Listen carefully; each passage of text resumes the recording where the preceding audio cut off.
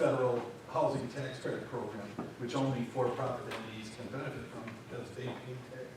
And so it was more effective to just tear them down and rebuild than to? They initially had started out a few years ago concentrating on rehab, Yeah. but suddenly the rehab, once you really looked at the property, rehab became an inefficient way to go and replacement was better, so they're going with replacement. Okay. And they're using mostly federal tax credit subsidy in order to make it happen, but it's going to continue to be subsidized and the families will still pay 30% of their income. Oh, good. Thank you. There's a really comprehensive article by Joe Tarr in Isthmus maybe 5-6 months ago that you should try and track down. You can find it online. Just go to isthmus.com. It's a Joe Tarr article. It's a cover story. Joe Tarr, T-A-R-R. It was a very comprehensive and very in-depth article on Bayview. And the thing that kind of rankles me is the deal for Bayview was they get it for 40 years and then it reverts to the CDA. And about 10 years ago when I was on the CDA, Julia Carr, who was the alderwoman of the district and was on the CDA, came to the CDA and said, oh, why don't we give it back to Bayview? It's like, wait, you want us to give away 150? And she said yes, and we did. So that's why Bayview now owns it other than the CDA, because it was supposed to revert to the city after 40 years, and we gave it away. So I'm going to talk a little bit now about, in our remaining time, about the civil rights aspects of 1964 and 65. Here we see that Charter Fair Equal Opportunities Commission. Now back then, alders were elected in, half the council was elected each year. So even district alders were elected in even years, odd district alders were elected in odd years. 1964 is an even year. Ward 14 is an even year. That means we have Babe Rohr running for re-election. And he's running a racist campaign. He's running against a man named Cliff Roberts, who was an announcer for WIBA, who at the time was actually still owned by the Capital Times. So that's his first strike against him. I mean, my God, you worked for Bill Evey on the Capital Times. And according to Babe Rohr actually put out a campaign flyer attacking Cliff Roberts as, quote, a self-avowed member of the NAACP. Who was taking part in NAACP demonstrations. Even after the Fair Housing Code is passed, Babe Rohr is still fighting it. He goes to a meeting of black landlords at South Madison Neighborhood Center and says, how would you like it if the city made you rent every Jew that came along? Wait, to rent to who? Every Jew who came along. Babe likes to season his racism with anti-Semitism, just to keep things balanced. And now Babe Rohr even gets into the administration of elections themselves. Poll workers, or poll watchers, are quasi-municipal officials that the political parties give the city a list, and the city just passes a list, and that's the people that each party sends to watch election day. But the list that the Democratic Party came up with for this election had Reverend James Wright on it. Babe Rohr was not, even though Babe Rohr was not a registered Democrat, he was not going to let the city council approve a list of poll workers that wasn't all white. Think about that. And he's not making any other arguments, just we want last year's people back on this panel. We want last year's all white people back on this panel. So this, and the Federation of Labor supports him. The Federation of Labor still opposes the Equal Opportunities Ordinance. It votes against endorsing it even after it's been passed. And now, COPE, the Committee on Political Education, is the Federation of Labor's Political Action Committee. In many local elections, it's really important. It's going to have the most bodies and the most money. And COPE endorses Babe Rohr and Ellsworth Swenson, both of whom voted against the Equal Opportunities Ordinance. The teachers, the Madison teachers, take a stand in support of the Equal Opportunities Ordinance. The MTI will not endorse an automatic candidate who opposes fair housing. The Federation of Labor does. So our friend Toby Reynolds, Robert J. Toby Reynolds, sends Marv Brixson a telegram expressing his disgust that the Federation of Labor would endorse people who oppose the Fair Housing Code. He says, I don't want your endorsement. Now, Toby Reynolds is running in a contested primary. The notion that you would just gratuitously disavow the support of the Federation of Labor in a contested primary, that's a really serious matter. That is risking your election. And Toby Reynolds says, what I stand for is more important than whether or not I'm elected. I will not accept your endorsement because you endorse bigots. Now, remember, one of the people whose endorsement he is essentially challenging is Babe Rohr. This is why when Toby, and Babe Rohr takes note. Babe Rohr says, you know, if we both get elected, I promise I will oppose everything you support. I will oppose everything you propose. Now the fact that Toby Reynolds couldn't get confirmed to the Redevelopment Authority makes more sense. Because during the campaign, he had pissed off Babe Rohr. He called Babe Rohr a racist. He called the Federation of Labor racist.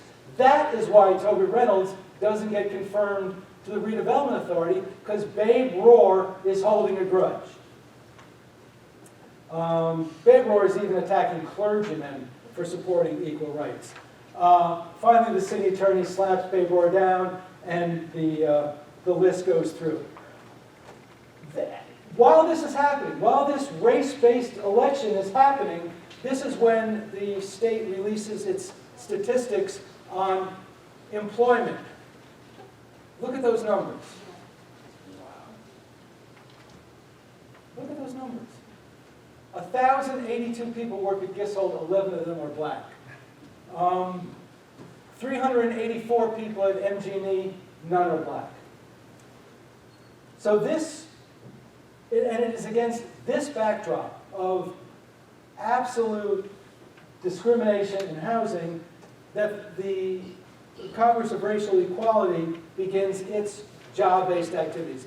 They do a sit-in at Sears, and it's a really clever sit-in. It's a shopping.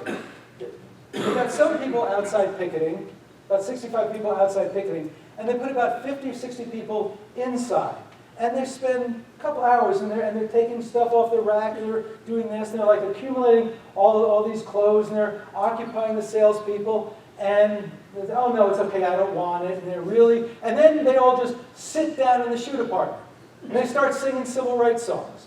And we get the first political arrest of the decade, a young man whose father was in the State Department in Washington. And the people, and what's interesting is that this group of core, with a capital C-O-R-E, civil rights people will also turn out to be the first cohort of the anti-war demonstration. It's a woman named Bortai Scudder and Evan Stark. Evan Stark, who would be one of the leaders of the Dow protest, is in the sit-in at the Sears building. Clark Kissinger, who would found the SDS chapter, is in the sit-in. Leah Zeldin, who would be an activist in Madison until the day she died about 8 or 9 years ago, is part of the sit-in. So there's this transition. 1965 is when the dominant issue goes from civil rights to the war. Up until March of 65, the primary focus was civil rights. By 65, by the summer of 65, we've got both the Civil Rights Act and the Voting Rights Act. That pretty much caps the civil rights movement of the early 60s. February 65 is when President Johnson starts bombing Vietnam. So this is when civil rights declines as an issue and the anti-war movement accelerates. The fulcrum is 1965. And the people who are sitting in at Sears become the leaders, the first leaders of the anti-war movement. Bob Cohen, Evan Stark, and so on. The majority of the Sears protesters are white, you would say? Oh, yes, yeah. There may have been one or two. Remember, we don't have a whole lot of non-whites to begin with. But yeah, all the people whose names I've seen and who I can pick out from the one grainy photograph are white in this demonstration. Although there are some young black leaders in CORE. Silas Norman is an active young black man, and some other. There are some non-whites here. Silas Norman is here. I misspoke, but it's primarily white. And this actually accomplishes something. Before this demonstration began, Sears did not have anybody in a public job. They had a couple of people in the back of the shop, maybe a maintenance worker. But after concerted activity by CORE over several months, Sears actually did start hiring some black workers for public contact jobs. So that actually did accomplish. Did you see what happened in Reynolds' election? He won. Sorry. But Roar won. Oh, yeah, Toby Reynolds won and Babe Rohr won. And that's why Toby and Rohr would be at loggerheads. And then my recollection is Roar died in 83 or 84, and Surge continued. No, Rohr leaves. Rohr is succeeded in 1971 by Ed Hill, who was the first black, it was the second black alderman. I think he just didn't run again in 71. CORE is very active at this time. At the same time that the Sears thing is going on, we see them picketing George Wallace. We see the Reverend Fred Shuttlesworth at a rally on campus. Disrupting, this is the first disruptive protest of the decade. Some students from CORE had wanted the legislature to devote a special session to civil rights legislation. It did not go well, but that was another early demonstration by CORE. CORE was very active 64 and 65. In addition to banning testing, the city council also bans hidden microphones, which, according to the resolution, quote, secret and hidden devices are repugnant to the cherished American traditions of common decency and fair play, reprehensible and inconsistent with the high ethical and moral standards of Madison. So you can't send testers and you can't use hidden microphones or cameras, but good luck enforcing the anti-discrimination ordinance anyway. After all this, Henry Reynolds puts Babe Rohr on the Equal Opportunities Commission. Babe Rohr's Painters Union met on Monday. Henry Reynolds had wanted to appoint Babe Rohr to the Plan Commission. Plan Commission meets on Monday. Babe Rohr's union meets on Monday. Babe Rohr turned down the Plan Commission because he said, my union job is more important than my aldermanic job. So Henry Reynolds goes, okay, you're going to play it that way? We're going to put you on the Equal Opportunities Commission. How happy do you think Babe Rohr was being on the Equal Opportunities? He attended one meeting the entire year and then absented himself. But you got to love Henry Reynolds just for this alone. Look at the difference. The difference between blacks on campus in 1964 and 65. From a percentage basis, it may be important, but statistically, from under 100 non-whites to 118. In 1964, they did an actual head count. It's like there were so few blacks on campus that they could sit around. It's like, well, I know Fred, I know Silas, I know Jim. Tom, how many blacks do you know? And they actually went through and said, well, and they came and said, well, we know about 100. And then, thanks largely to the work of Ruth Doyle, generating, we started this affirmative action tuition and tutorial plan, we start seeing the numbers go up, but still pitifully small numbers. And according to Ruth Doyle, these were meant, how to put this in an English sentence, for most students on campus, these were the only Negroes they had ever met. If you're coming from Antigo, you're coming from Prairie du Chien, you're coming from Wapaka to the University of Wisconsin, and there's a black guy in your class, this may be the only black person you've ever met. It's not changed that much. Yeah, yeah. Back then, there was a thing called the Freedom Fast. That every Thanksgiving, or the week before Thanksgiving, students would give up their evening meal. And this sort of supports what I said about the change. In 1964, we've got 8,000 students giving up their meal and sending their money to poor whites and poor blacks in Mississippi. 8,000 people raised $5,000.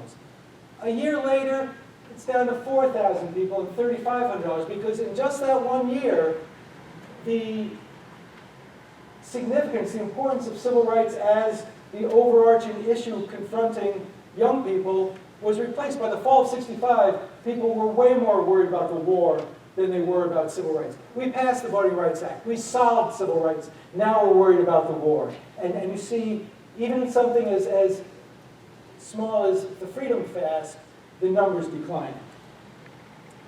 Our obligatory Gene Parks reference. I got a Gene Parks reference every decade, every year, and here he is giving a speech as part of a church service.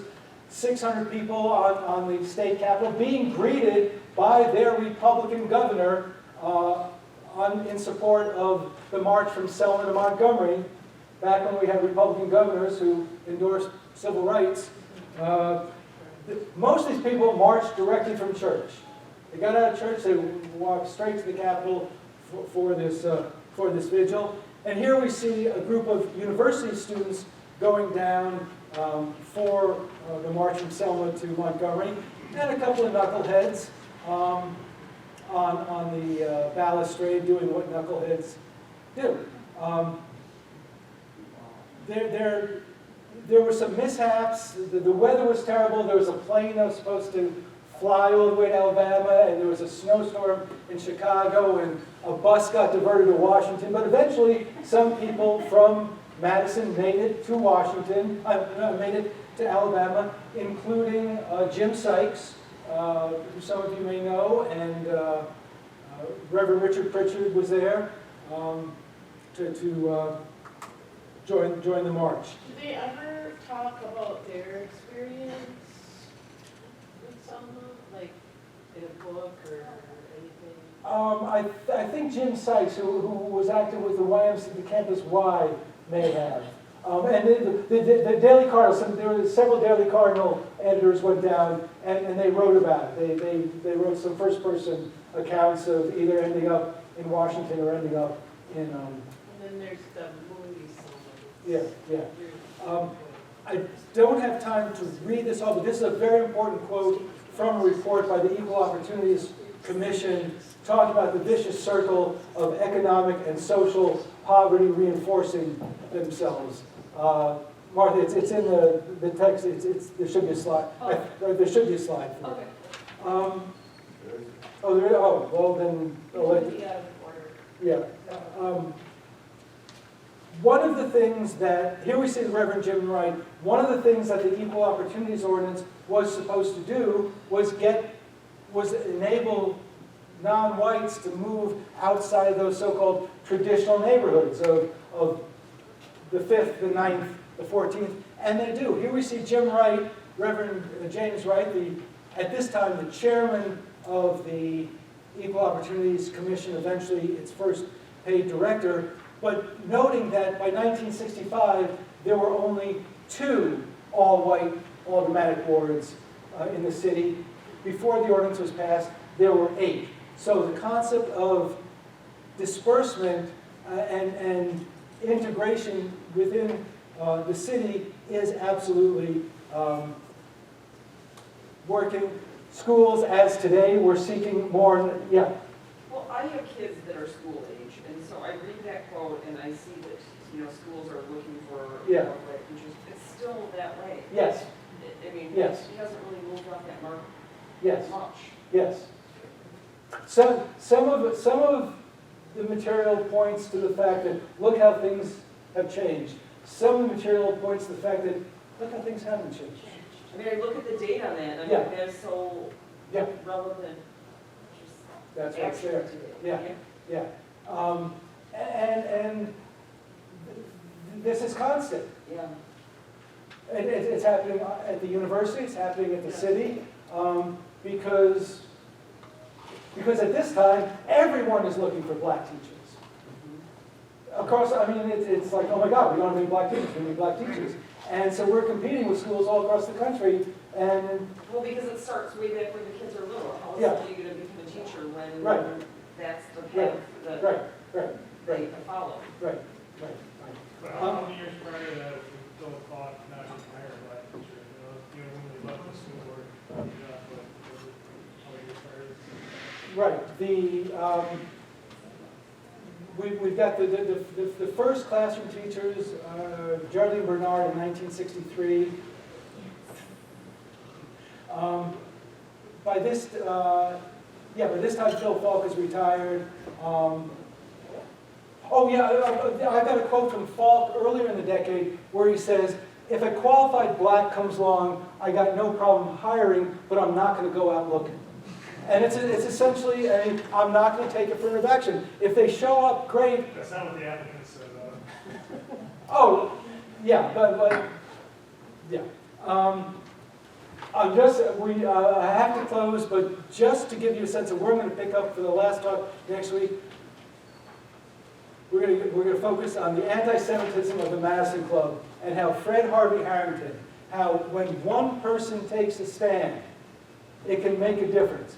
When Fred Harvey Harrington stood up and said, I am quitting the Madison Club because they are anti-Semites, it made a difference. And individuals can make a difference, and citizen groups can make a difference. And we're out of time. I'll stay around for a bit, but thank you all for coming. I really appreciate it.